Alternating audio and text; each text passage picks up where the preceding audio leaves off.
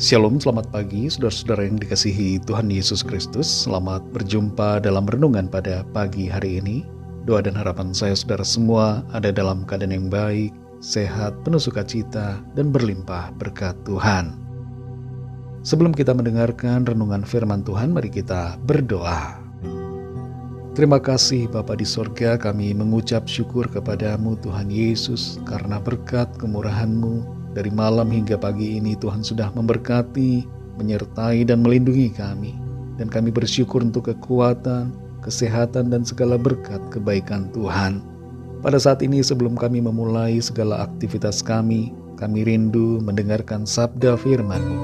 Urapi kami Tuhan, berikan kami pengertian untuk mengerti dan taat kepada kehendak-Mu. Dalam nama Tuhan Yesus kami berdoa. Haleluya. Amin. Saudara yang dikasih Tuhan, ayat renungan kita pada saat ini terdapat dalam Injil Lukas pasal yang ke-6, ayat 27 dan ayat yang ke-33. Tertulis demikian. Tetapi kepada kamu yang mendengarkan aku berkata, kasihilah musuhmu, berbuatlah baik kepada orang yang membenci kamu. Sebab jikalau kamu berbuat baik kepada orang yang berbuat baik kepada kamu, apakah jasamu? Orang-orang berdosa pun berbuat demikian. Saudara yang dikasih Tuhan, suatu malam di tahun 1944, seorang uskup berkhotbah di katedral menentang penganiayaan terhadap orang Yahudi dan juga menentang pendeportasian orang-orang Prancis. Setelah khotbahnya itu, esok harinya sang uskup ditangkap oleh tentara Nazi, lalu dikirim ke kamp penahanan di Compiègne, dari mana sebagian besar tahanan diangkut ke konsentrasi kamp di Jerman. Sang uskup dipenjarakan bersama dengan orang-orang Yahudi, orang-orang Kristen, dan juga ada yang ateis. Selain itu di situ ada juga orang-orang dari anggota serikat buruh dan yang lainnya. Sekali waktu para tahanan mengadakan ibadah kecil dan meminta uskup itu berkhotbah.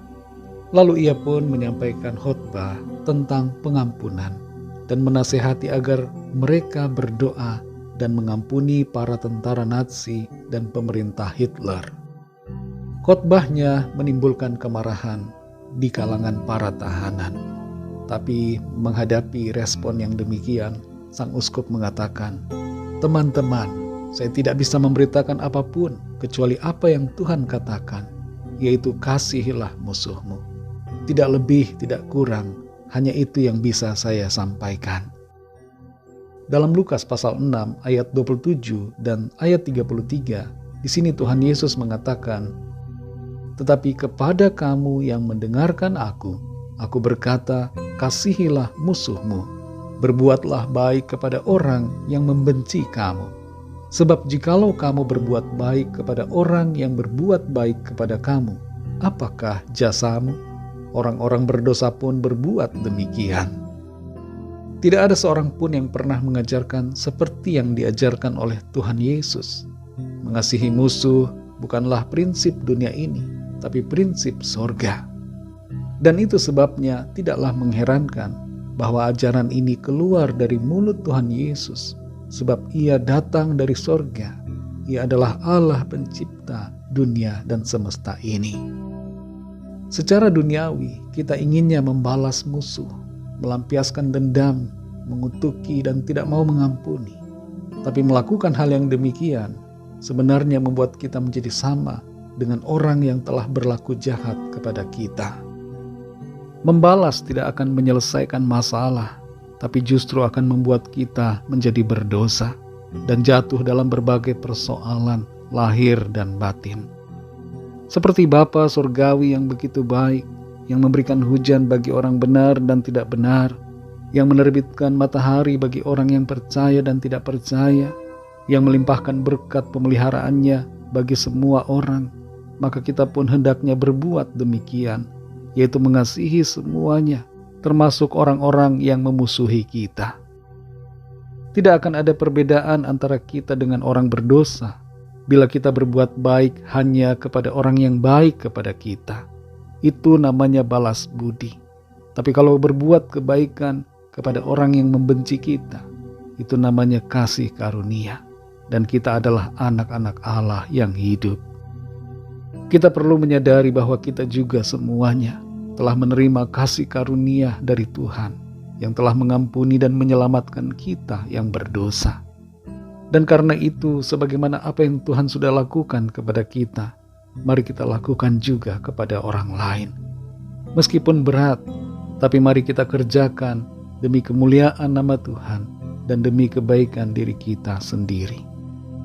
Mulailah mengasihi dan berbuat baik kepada orang-orang dalam lingkungan keluarga dan kemudian dalam lingkungan yang lebih luas.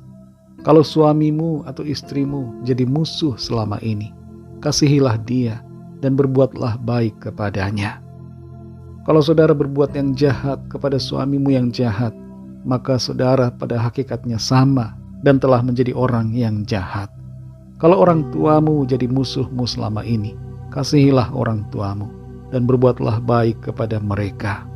Kalau anakmu yang jadi musuhmu, kasihilah dan berbuatlah yang baik kepada anak saudara. Kepada siapapun saja yang membenci kita, mari kita mengasihi dan berbuat yang baik kepada mereka.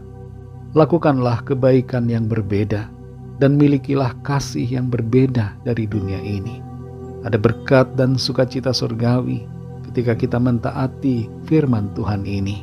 Kasih karunia Tuhan akan menolong dan memampukan kita untuk dengar-dengaran pada perintah-Nya. Mari kita berdoa.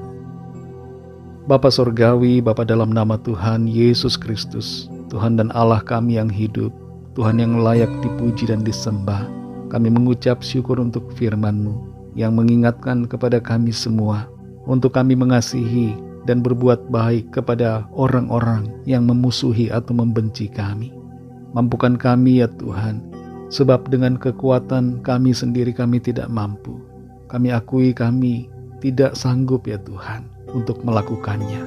Tapi kami percaya dengan kekuatan kasih-Mu kami akan mampu dan kami akan jadi pemenang-pemenang sehingga kami mampu berbuat baik dan mengasihi orang-orang yang membenci kami.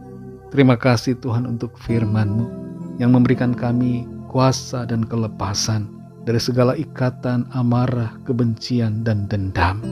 Tuntun kami terus ya Roh Kudus agar hidup kami senantiasa ada dalam jalan-jalan kebenaran-Mu. Berkatilah kami di sepanjang hari ini dalam segala aktivitas kami, agar semua yang kami lakukan menyenangkan hati Tuhan.